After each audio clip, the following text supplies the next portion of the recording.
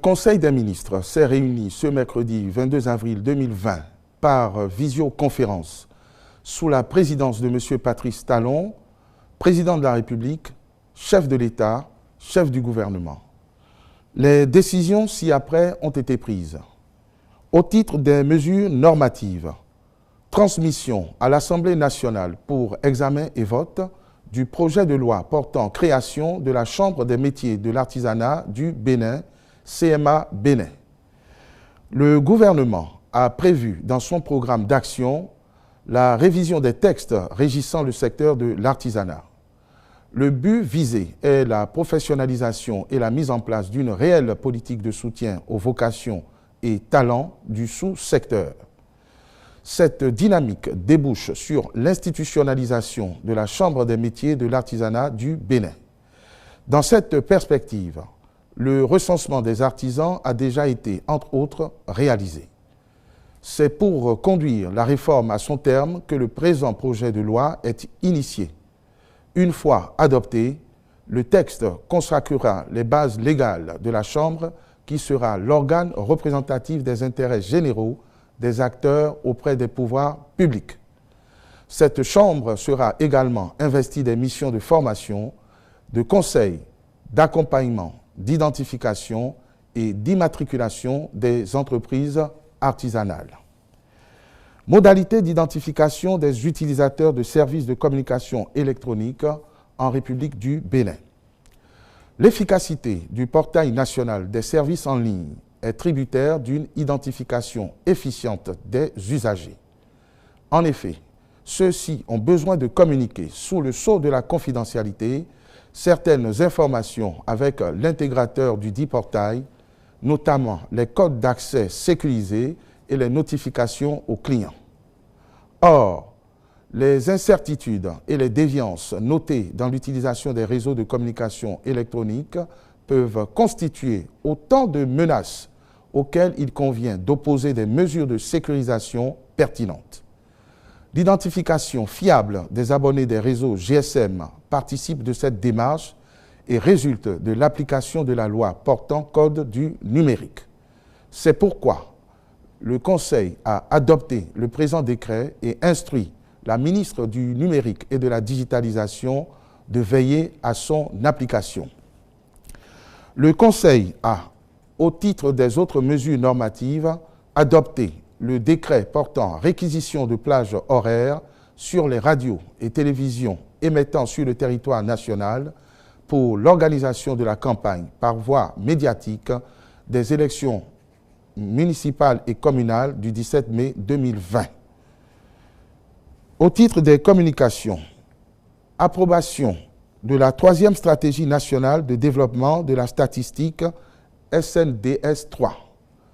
L'évaluation en 2017 par une équipe d'experts internationaux de la précédente stratégie couvrant la période de 2014-2016 a fait ressortir un faible taux de réalisation de ces objectifs, soit 39%.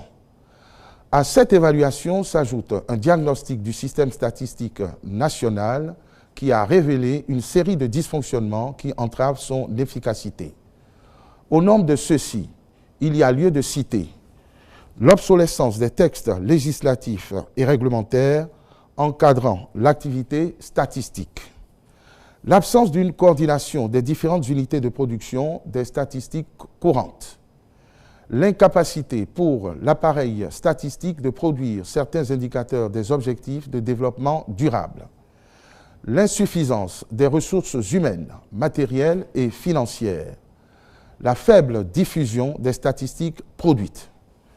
Pour corriger ces faiblesses et au regard de la nécessité de satisfaire les demandes de statistiques induites par les divers agendas nationaux et internationaux servant de cadre de référence en matière de développement, il est nécessaire d'élaborer une nouvelle génération de stratégie nationale de développement de la statistique pour les 4 prochaines années.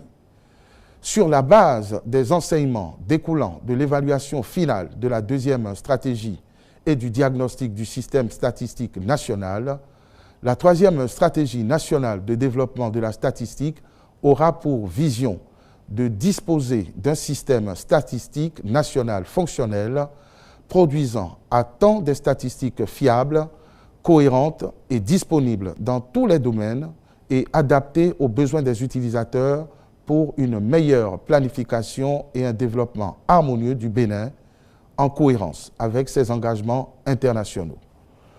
Le Conseil a donc adopté ce projet de stratégie et instruit tous les ministres de décliner chaque année, à partir de ce document de référence pour le compte de leurs secteurs respectifs, des plans sectoriels d'activités statistiques, puis de veiller à leur mise en œuvre effective.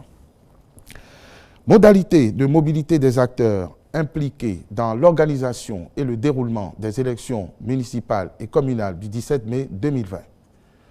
Dans le cadre de la tenue des dites élections et en raison du dispositif de cordon sanitaire institué pour lutter contre la propagation de la COVID-19, le ministre de l'Intérieur et de la Sécurité publique a fait au Conseil un point des besoins de mobilité des agents et auxiliaires de la Commission électorale nationale autonome, Sénat, des professionnels des médias ainsi que des candidats appelés à regagner leurs circonscriptions électorales.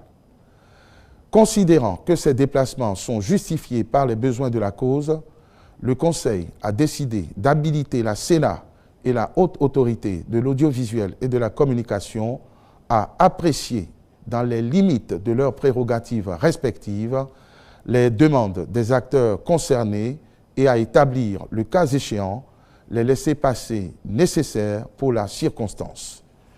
Le Conseil tient à rappeler que les 10 déplacements devront se faire dans le respect des mesures de prévention prescrites à l'ensemble des populations. Au titre des mesures individuelles, les nominations suivantes ont été prononcées. Au ministère de l'Agriculture, de l'Élevage et de la Pêche, sur proposition du ministre, directeur du Conseil agricole, des innovations et de la formation entrepreneuriale, M. Macaire Jules Fabossou. Directeur de la législation rurale, de l'appui aux organisations professionnelles et à l'entrepreneuriat agricole, M. Abdel Rachid Noum. Au ministère des petites et moyennes entreprises et de la promotion de l'emploi, sur proposition du ministre, inspecteur général du ministère, M. Mamadou Adam Djaouga. Je vous remercie.